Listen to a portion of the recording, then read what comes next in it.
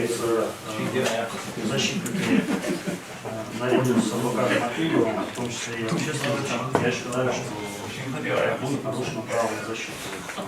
Оля Барахоева продолжает. На разные доводы приводятся, например, адвокатом Точиевым и адвокатом Ахильговым.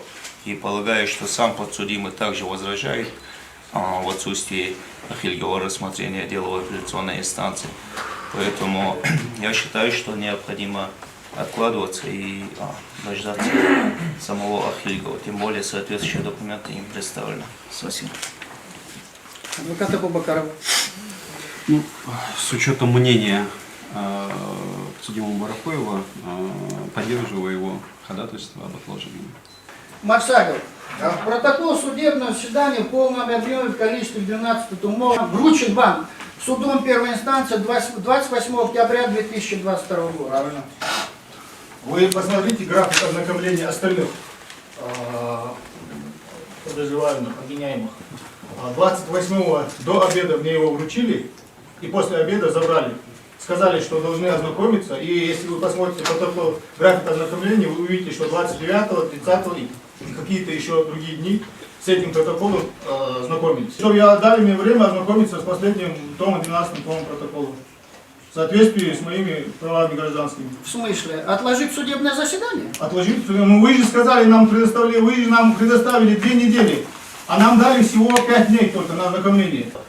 Отводя 2 недели, мы элементарной математикой понимаем, что по 17 число 2 недели оно не протекает, ввиду того, что 3 число уже по ОПК не считается, в этот день они ознакомливаться не будут, 17 число также уходит. Оставалось только 12 дней. Из этих 12 дней фактическое ознакомление с протоколом судебного заседания происходило всего 3 дня. То время, которое было судом предоставлено своим решением, оно фактически не было и предоставлено. Поэтому здесь получается неразбериха, и просим удовлетворить ходатайство наших подзащитных и действительно дать нам возможность ознакомиться. Не надо разговаривать. Ознакомиться с протоколом судебного заседания. Спасибо. Вы вручили протокол судебного заседания 28-го. Сейчас вы тут в судебном заседании упрекаете решением старейшин. Коль мы руководствуемся законом, уважаемый суд, и правами наших подзащитных, а мы руководствуемся законом, да, статья 259, статья 16 УПК говорит о том, что они лично имеют право осуществлять свою защиту. Затягивание, даже при том, что этого времени было недостаточно, мы не можем обвинить наших подзащитных, потому что у Марсагова остался 1 том, у кого-то несколько томов, и это объективные причины. Из следственного изолятора вывести, доставить в суд и обратно, вы знаете, что это тоже время. Да? Сесть, ознакомиться с протоколом судебного заседания, это тоже время. Поэтому я считаю, что гнать в галопом процессе это будет неправильно и будет нарушено право на защиту как Марсагова, так и всех остальных подсудимых, которые не ознакомлены с протоколом судебного заседания. Поэтому я считаю, что оно обосновано и необходимо отложить судебное заседание, предоставить им лично осуществлять свою защиту, которую они имеют право осуществлять в соответствии с законом. Частью 7 статьи 259 УПК на суд возложена обязанность обеспечить возможность ознакомления подсудимых с протоколом судебного заседания. Данное требование не выполнено, просим отложить. Замечание за нарушение порядка в зале судебного заседания. Осужденных сразу всех предупреждаю. Мы пошли вам навстречу, доставив вас в зал судебного заседания не для того, чтобы нарушали порядок в зале судебного заседания.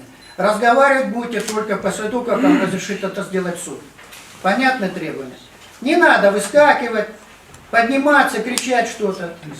Врать тоже не надо. Оценки свои оставьте при себе. Вы не вправе давать оценку действиям гособвинителя. Я просто несколько слов скажу, почему нам это Пожалуйста, не надо пространно. Сколько вам нужно дней? Конкретно. На 1 том нам нужна неделя.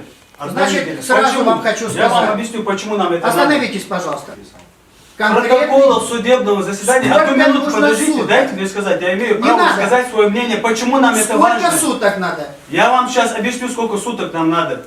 Протоколов судебного заседания отсутствуют ключевые показания. Я писал ходатайство, чтобы меня ознакомили, допустим, с аудиозаписью показаний свидетеля обвинения Дауда Хучиева. Почему мы дотошно относимся именно к протоколам судебного заседания? Потому что там отсутствуют показания, ключевые вопросы, ответы, которые полностью изобличают весь Вы этот хорошо процесс, этот слышите. цирк отсутствует. Только Поэтому каждую страницу мы не можем в день, по-вашему, суд... мы не можем в день 5 томов Остановитесь, ознакомиться. пожалуйста. Ваша честь, у меня возражение на ваше действие. Хорошо, Почему мое хорошо. ходатайство не Автозапись рассмотрено? протокола идет. Позволите? Он хочет обосновать. Любая позиция, ну, если он хочет обосновать, Даже с пускай он обоснованием, обоснует. сколько нужно суток. Но он скажет, он хочет объяснить, почему, он скажет, почему ему и сколько ему нужно время. Он начал с почему. Спасибо, присядьте. Позвольте ему сказать, не нарушайте его права. Не надо, никто Мы не нарушает ваше право. здесь, как бы, чтобы прокурор не говорил, мы здесь намеренно ничего не затягиваем, и нет. Остановитесь. Они всего лишь хотят Прокурор знать и высказал ознакомиться свое с... мнение. Называйтесь, Я пожалуйста. согласен с Алтиевым. 2 недели, чтобы окончательно ознакомиться. Остальные? У меня остался один дом, мне хватит. 4-5 суток хватит. Максагов Мне тоже достаточно будет 3-4 дня. на один том. Да.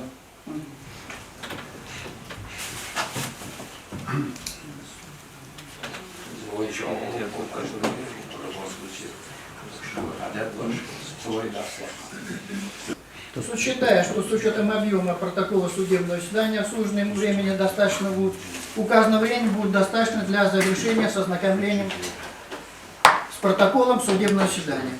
Это мы не сможем просто. Секунду. Вам подастся? Перерыв до 20 февраля на 14 часов.